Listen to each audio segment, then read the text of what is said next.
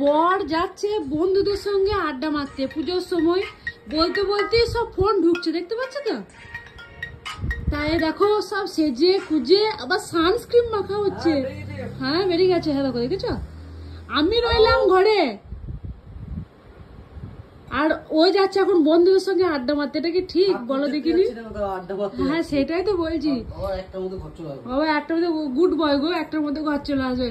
Panjabi pant পরে, Saint মেখে, মুখে কি বলে জানো তোমার, সানস্ক্রিন মেখে চললো এখন বন্ধুদের সঙ্গে আড্ডা মারতে। হ্যাঁ ছোটকু, মানে নিজের সেন্টটা ঠিক, মানে বডি স্প্রেটা ঠিক ভালো লাগলো না। তুই কোথায় আছিস গো? ধন্যবাদ। কোথায় যাচ্ছিস? তুই এটা কিনলি? ও মা কি সুন্দর।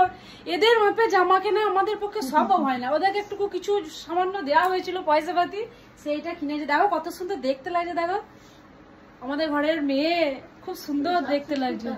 কোথায় আছিস?